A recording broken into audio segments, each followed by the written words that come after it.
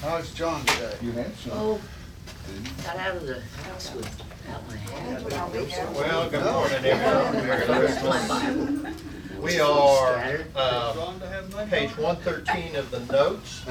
We're in chapter 12 of the book of Revelation.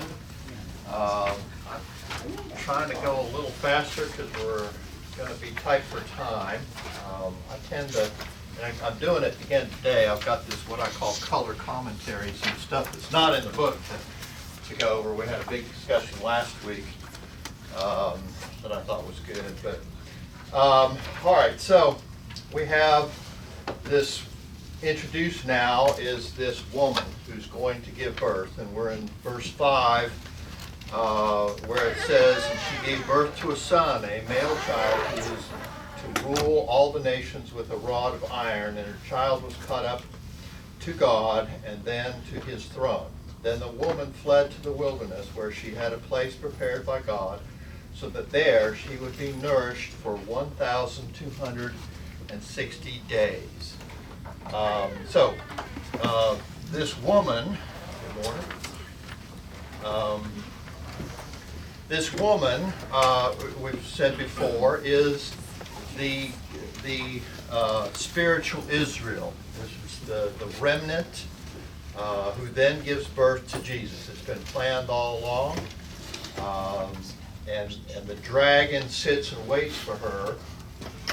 And some clues here is that he will rule with an iron scepter. From Psalms 2:6-9, "I have installed my king on Zion, my holy hill.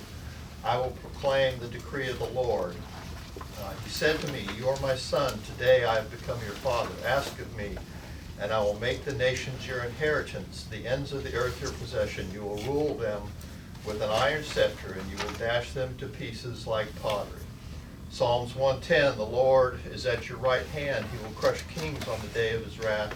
He will judge the nations, heaping up the dead and crushing the rulers of the whole earth.' And out of Revelation 19:15, 'Out of his mouth comes a sharp sword, which to strike down the nations. He will rule them with an iron scepter.' So he is taken up, not for his rescue, but to come to his kingdom, to start his kingdom. And clearly, I think we can all say this is Christ. Now, I bumped into this in reviewing this lesson, and I went to a book that I've started reading, and I'm going to add some color commentary here in a minute. The woman fled to the desert, verse 6, to a place prepared for her by God, where she might be taken care of for 1,260 days. Does your version say where she might be nourished? I think I remember that. Pardon? I remember that being in mine. Yeah, nourished, okay? Now, our concept of nourished is what? Is it a safe place? Security. Protected place, okay? All right? I think I might turn that on your head, okay? Now, what is the symbolism that goes along with this nourishment? 1,260 days, okay? Times and half a time, which is the symbol for what? Persecution, limited time of persecution. How can the time of persecution be nourishment? Okay, I'll get to that in a minute. All right, so then there's a great spiritual war, verses 7-9. There was war in heaven, Michael and his angels waging war with the dragon. The dragon and his angels waged war, and they were not strong enough, and there was no longer a place found for them in heaven. And the great dragon was thrown down, the serpent of old, who is called the devil and Satan, who deceives the whole world. He was thrown down to the earth, and his angels were thrown down with him. So I find this interesting. What is our concept of this war in heaven? Is it something that happened a long time ago, before the earth was formed? Is it contemporaneous okay? Which means at the time Jesus said, I saw the angel thrown down. When he sent his disciples out 2 and 2 and they reported back, what did he say? He said, I have seen the Satan thrown down. Okay? My thought process, you said, was it previous to the earth being formed? Yeah. Where was he cast? He was cast To the abyss. I thought he was thrown down to earth. Well, I think that's here. Yeah. Okay. That's not necessarily where Jesus said he was thrown down. Okay. It wasn't necessarily where Jesus said that. All right, so who is this Michael? The name actually means who is like God, Michael. And in the Old Testament, he is one of the chief princes, or an archangel. Daniel 10:13. Then Michael, one of the chief princes, came to me, helped because I was detained there with the king of Persia. He is Israel's prince, Daniel 10:21. No one supports me against them except Michael, your prince. At that time, Michael, the great prince who protects your people, will arise. He was physically a person, but then now, whether it's the same person or not, is an angel. And he's an archangel. In the New Testament, Jude 9, Michael contended with the devil over the body of Moses. But even the archangel Michael, when he was disputing with the devil about the body of Moses, did not dare to bring a slanderous accusation against him, but said, the Lord rebuke you. 1 Thessalonians 4:16, for the Lord himself will descend from heaven with a shout, with the voice of an archangel, and with the trumpet of God, and the dead of Christ will rise first. So kind of setting who this angel is. Now, what is this war in heaven? Is it a primeval war between Satan and God? It's a war at the time of Christ, in which Satan is cast down to the earth and goes on to make war with the Christian, which we'll see here. It symbolizes the spiritual warfare that's been going on from the beginning, but reaches its climax in Christ's victory over Satan. This fits better. John 12:31. Now is the time for judgment on this world. Now the prince of this world will be driven out. John 14:30. I will not speak with you much longer, for the prince of this world is coming. Of this world, so the earth. John 16:11. And in regard to judgment, because the prince of this world now stands condemned. And then in this following verse 10, there's a loud announcement in heaven. He says, now the salvation and the power and the kingdom of our God and the authority of his Christ have come, for the accuser of our brethren has been thrown down, and he who accuses them before God day and night. Here is where Satan loses that battle at the time of Christ and that cross. I find it interesting. I'm reading this book about the history of Christianity through time. There was a period of time where people, let me see if I can get to where I was trying to go here. Hold on. Lost my train of thought. Where Satan accuses them before God day and night. There was a theology that came about just before the monastic period, where people tried to be absolutely holy so that the devil could not accuse them of anything. Okay? And it was part of when the penances became very large, that people started to separate themselves from society and make themselves poor and live in abject poverty and give everything away, etc., in order to prevent Satan from accusing them of anything. And if they were to be accused, they had to pay earthly penance. They had to do some sort of physical trial or whatever in order to pay for those sins. Like Christ's payment wasn't enough. okay, a misconcept. But they get some of that from here because here's where the devil accuses people.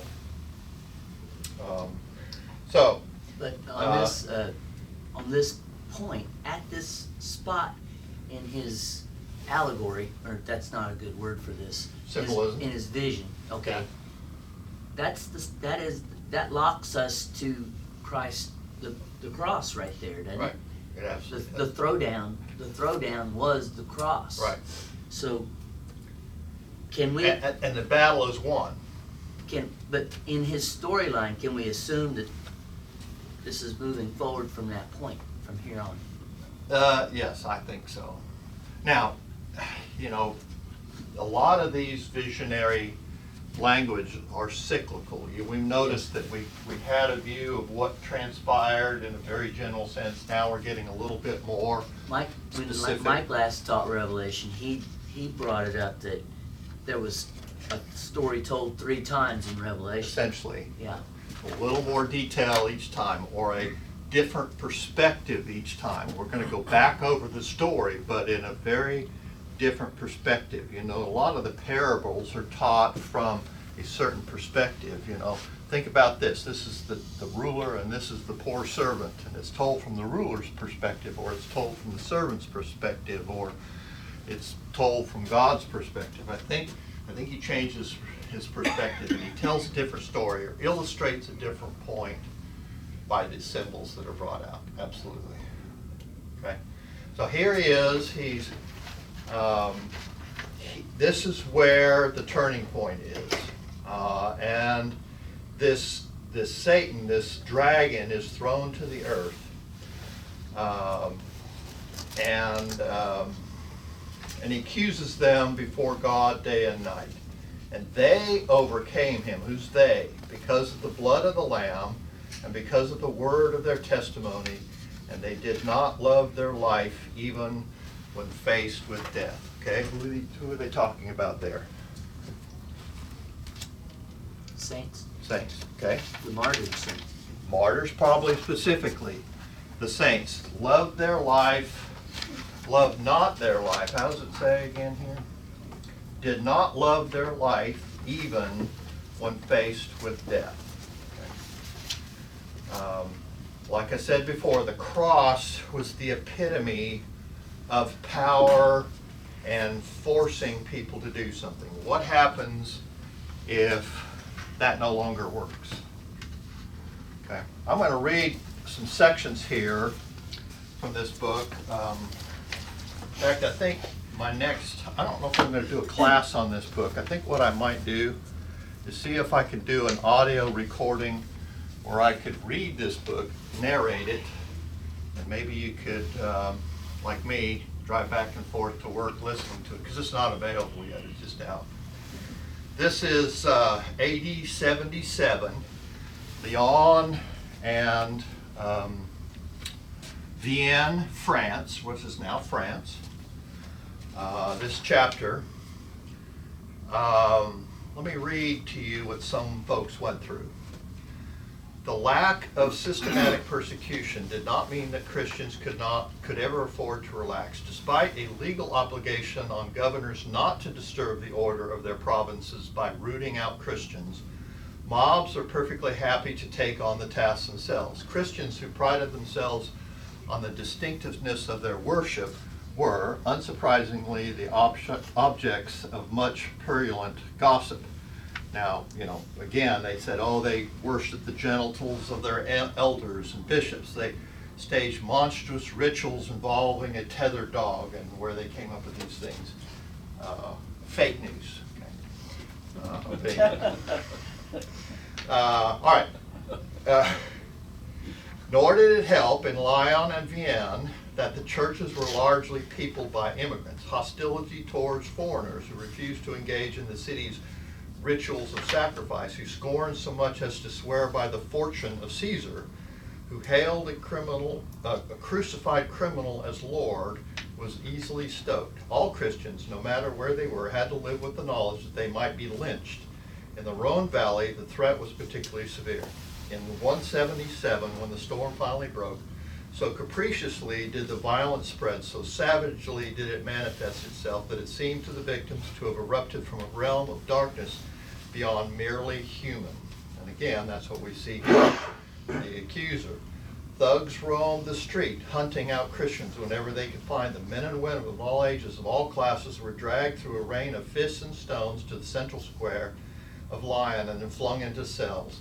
There they were kept to await the pleasure of the governor. It was from jail that the elders of the two Gallic churches had given Irenaeus, which you may know of, one of the early elders, his commission. And it was from jail, once the bravest of the arrested Christians had refused the governor's offer to spurn Christ and thereby secure their freedom, that they were led to an amphitheater. Cities the size of Lyon possessed one as a matter of course, for it was in the arena where cheering crowds would gather to watch criminals thrown to wild animals, or to fight one another to death, or to endure cruelly inventive forms of torture, that the Roman genius for making a show out of death attained its quintessence. Yet that genius met its match in the Christians of Lyon. We have been made a spectacle to the whole universe, so Paul, comparing himself to a man condemned to death in the arena, had once written. They did not shrink from the blast of the crowd's breath, nor cower before the revolting humiliations visited on them. On the contrary, they fashioned out of their ordeals a public display of their devotion to Christ. Whether gored by bulls, or savaged by dogs, or roasted on red-hot chairs of iron, they cried out only the words that they repeated all along, the declarations of their faith. So at any rate, it was reported to the churches of Asia Minor, an account written quite possibly by Irenaeus himself. With this letter, a momentous discovery was being put into effect, that to be a victim might be a source of strength, to turn on their heads, turn on their heads the guiding assumptions of the Roman authorities, and submission might be redefined as triumph, degradation as glory, death as life. Now, think of this 1260 days as a time of persecution. But how does this time of persecution become a nurturing effect? And I'll get to that here. All right, I apologize for the long reading, but I just found this fascinating. Had the governor who sentenced to death the Christians of Lyon and Vienne read the account of his actions sent to the churches of Asia, he would only have been more disgusted. Those things reckoned by men low and invisible and contemptible, so letter proclaimed, are precisely what God ranks as deserving of great glory. In illustration of this subversive message, it dwelt particularly on a slave girl named Blandina. Every torture inflicted on her, every torment she had fearlessly endured. The radiance of her heroism had put even her fellow martyrs in the shade.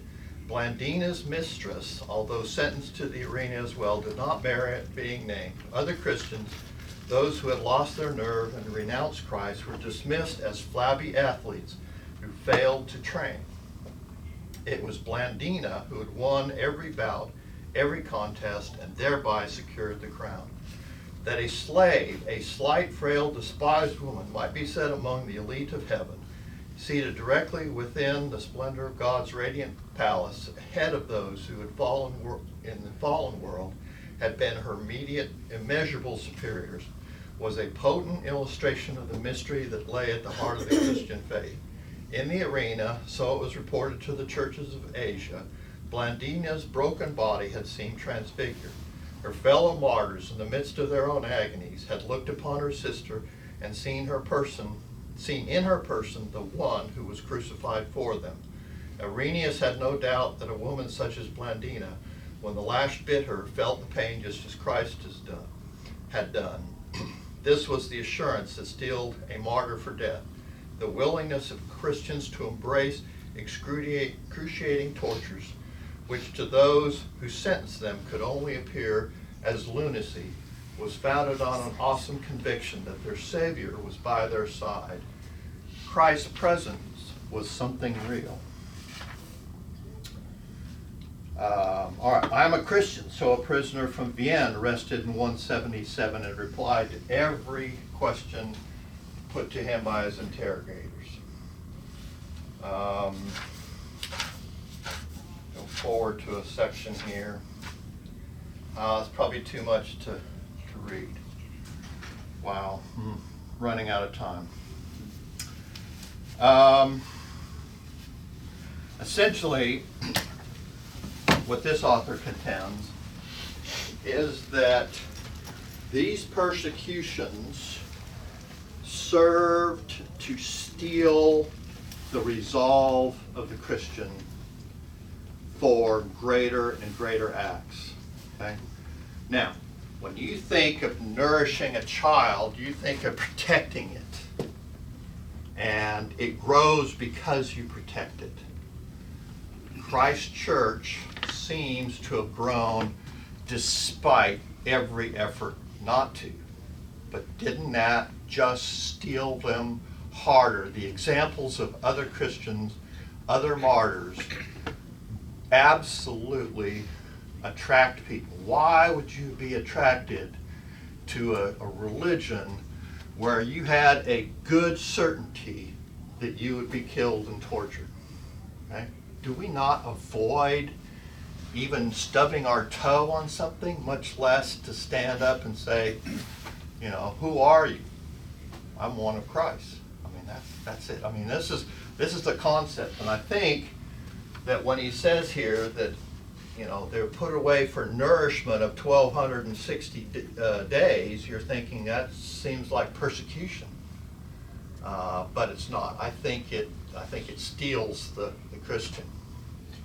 Seems to me that any cause which exists flourishes more when there is resistance than when there is none. Yeah. Because it gives people resolve and it tests their position, Right. and their understanding, and I just think that that's It's kind of the opposite way that Christ works all the time. Isn't it amazing how he can, like, okay, I'm going to attack these people. I want everybody who laps like a dog. And it's just like, well, that doesn't seem right. I agree with Titus, although I would go with the line of thought that persecution tends to cause the mediocre to go One side or the other. go away. Oh. But yet those with resolve stand firm, Okay. and they are more. They become more What aware of it. What do you think would happen to you walk into our church audience and you look across? How many members do we have here in a Sunday? 340, 350. 3 something. Yeah. How many of them do you think could stand the persecution? You know, would they run or would they stand up? I mean, I was just like, I don't know what I'd do. I don't know what I'd do. I mean, I was like, wow. I mean, holy, I don't know if I could do it. Do we not see that same effect in our world today? Does anything come to your mind?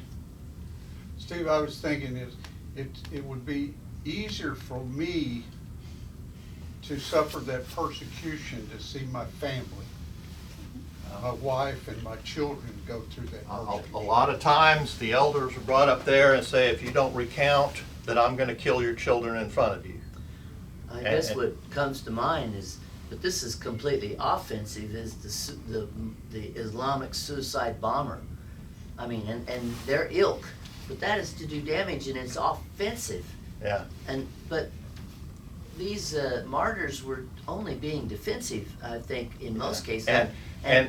But when there was offense, what was it? Hospitals, Yes, absolutely. institutions Yeah. for helping people.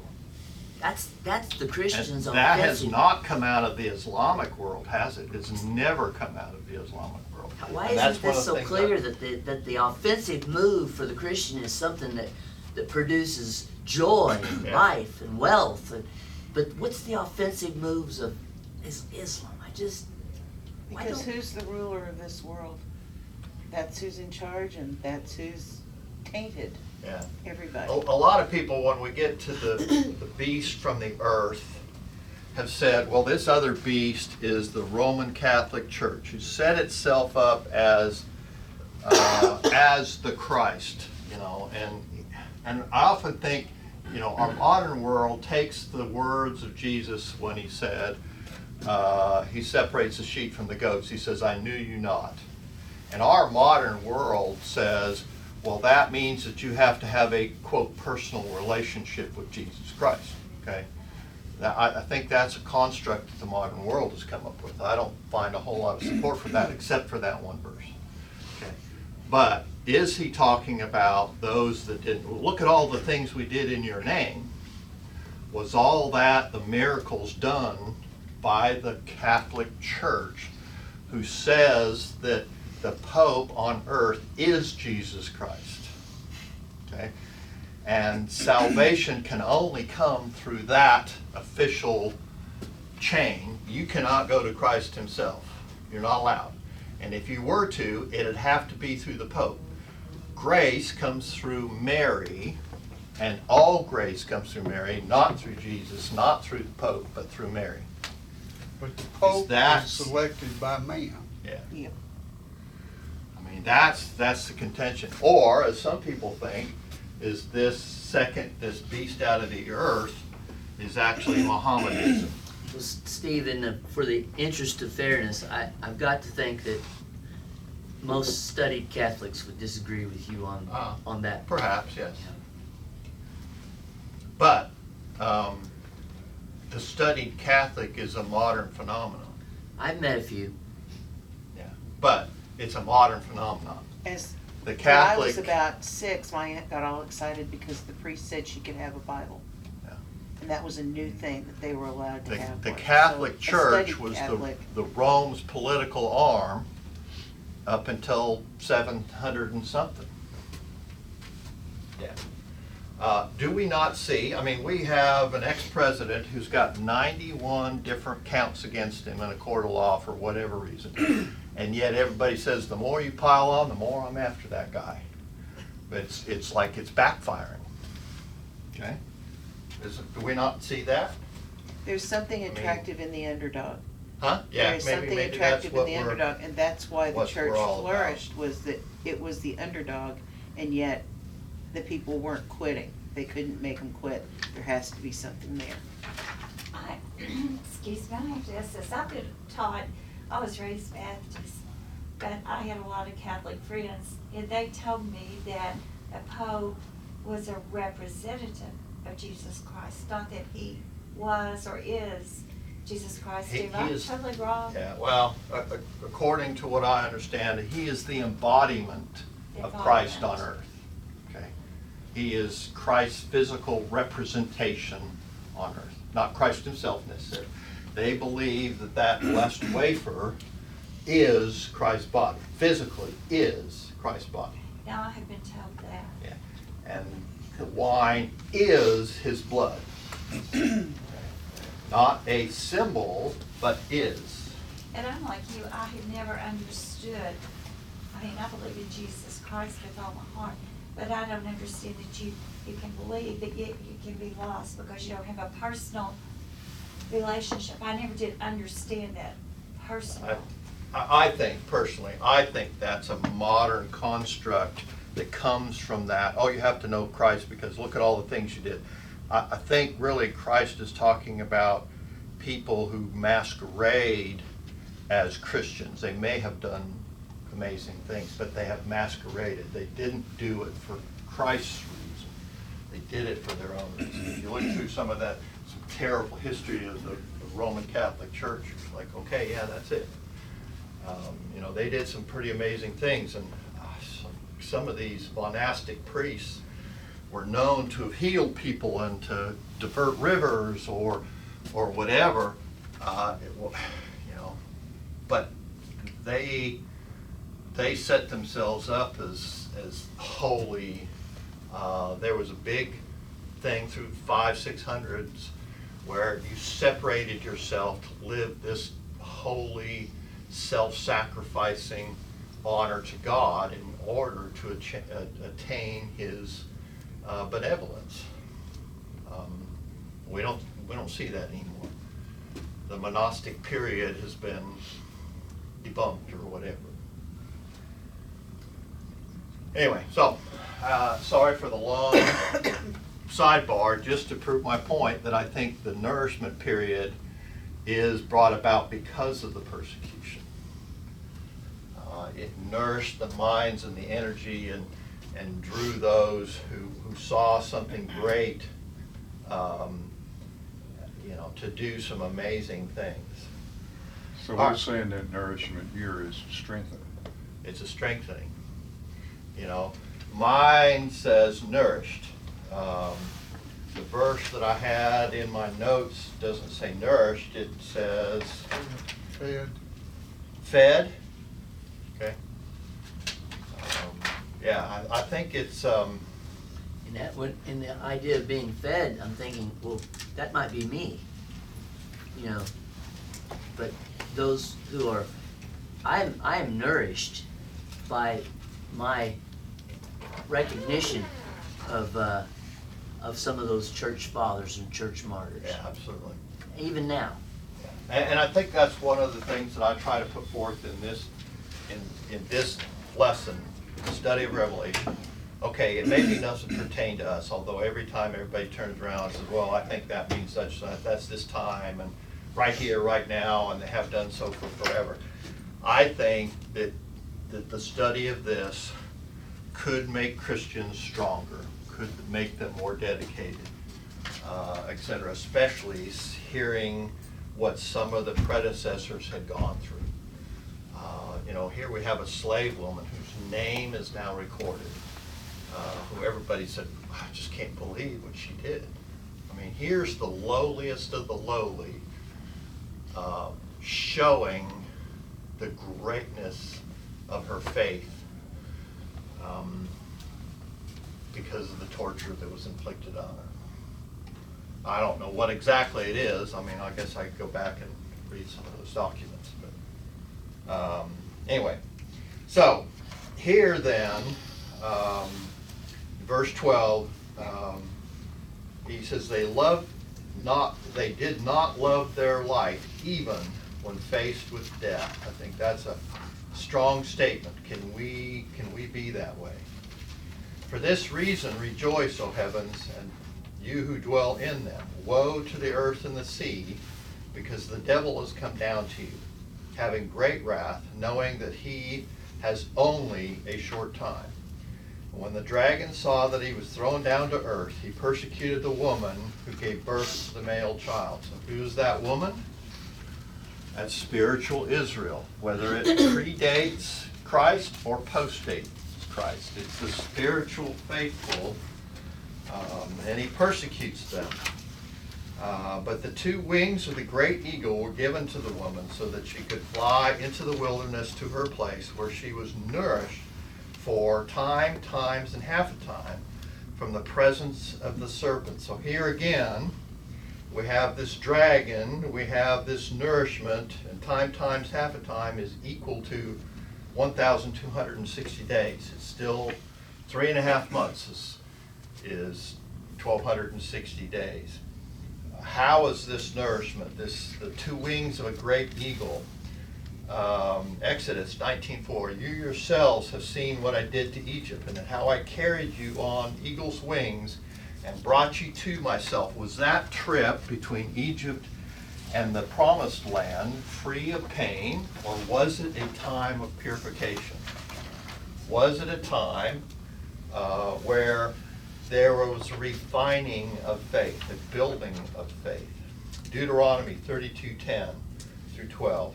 He shielded him and cared for him. He guarded him as an apple of his eye, like an eagle that stirs up its nest and hovers over its young, that spreads its wings to catch them and carry them on its pinions.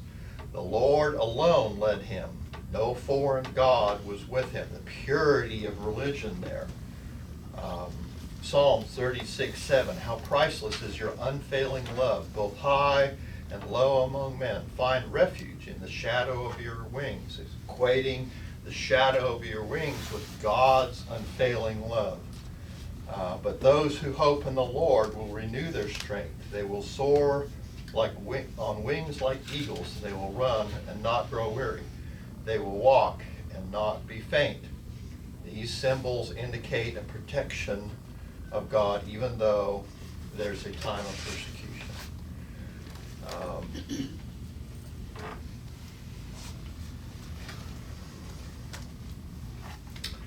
All right, then verse 15. See if I can get this chapter wrapped up. You guys in church. 15. And the serpent poured out water like a river out of his mouth after the woman, so that he might cause her to be swept away with the flood. But the earth helped the woman, and the earth opened its mouth and drank up the river which the dragon poured out of its mouth. So what symbolism do we find here? Isaiah 8, 5 through 8. The Lord spoke to me again, because this people has rejected the gently flowing waters of Shiloah, and rejoices over Rezin and the sons of Remaliah. Therefore the Lord is about to bring against them the mighty flood waters of the river. The king of Assyria with all its pomp will overflow all its channels, run over all its banks, and sweeps on into Judah, swirling over it, passing through it and reaching up to the neck.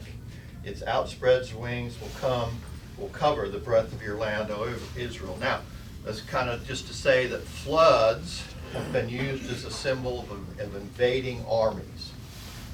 Isaiah 43:2, when you pass through the waters, I will be with you, and when you pass through the rivers, they will not sweep over you. Psalms 144:7, reach down your hand from on high, deliver me and rescue me from the mighty waters, from the hands of the foreigners, whose mouths are full of lies, whose right hands are deceitful. Therefore, let everyone who is godly pray to you while you may be found. Surely when the mighty waters rise, they will not reach him. These are delusions, false lies, teachings, false charges. Did I read to you that one of the reasons why they tried to persecute Christians is because they thought that they're drinking the blood of people, okay? Or they're eating people. They're what's the term? Not carnivorous. Cannibalism. Cannibalism. Yeah. Okay, these were all charges. Oh, they worship, various things of the elders. I was like, okay, these are all just lies. So is that what he's talking about? He said these lies are going to come out, but God's going to protect them from that. John 8:44 says, your father, that you belong to your father, the devil, and you want to carry out your father's desire. He was a murderer from the beginning, not holding to the truth, for there is no truth in him. When he lies, he speaks his native language, for he is a liar and the father of lies. So that is the dragon. He's doing nothing but lies. But the earth helped this woman, here in Job 6:15-20. But my brothers are as undependable as intermittent streams, as streams that overflow and that darkened by thawing all ice and swollen with melting snow. But that ceased to flow in the dry seasons, and in the heat vanish from their channels. Caravans turn aside from their routes. They go up into the wasteland and perish. The caravans of Tema look for water. The traveling merchants of Seba look in hope. They are distressed because they had been confident. They arrived there only to be disappointed. What Satan says sounds good, but it is absorbed by the world. It is proven to be lies. It dries up and doesn't have effect. Okay? All right, so Satan's strategy doesn't work either. Lost my place again. 17. So the dragon was enraged with the woman and went off to make war with the rest of her children who keep the commandments of God and hold the testimony of Jesus. So that technique, just lying about them, has not worked. Okay. Now, I had failed, evidently, in producing these notes to put the summary of chapter 7. So let's go to the back. the chapter summaries. This chapter 11, the sanctuary with its worshipers is under the protection of God. Satan cannot touch these. However, the holy city. Stephen, see what page? 221. Sorry, 221.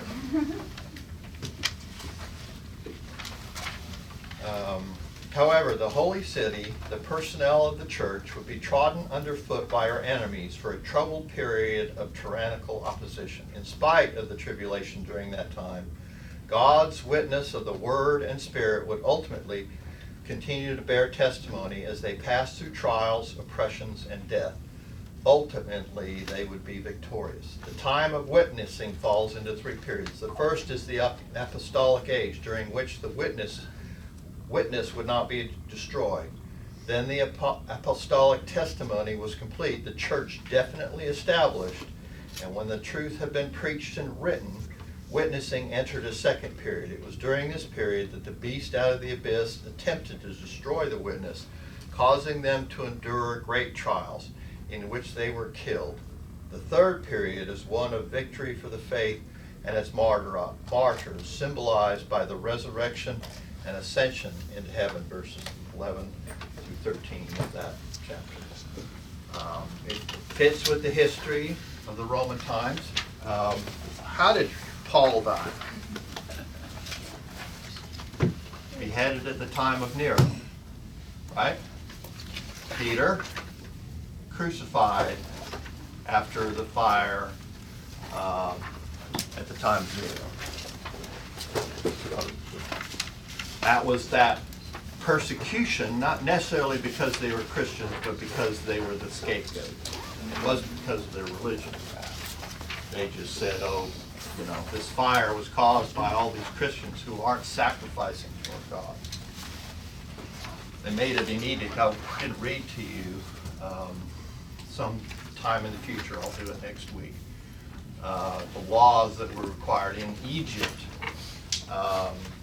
The Jews weren't required to give up their books, but Christians were, on penalty of death, were required to give up their scriptures. Okay, was the book of Revelation one of those.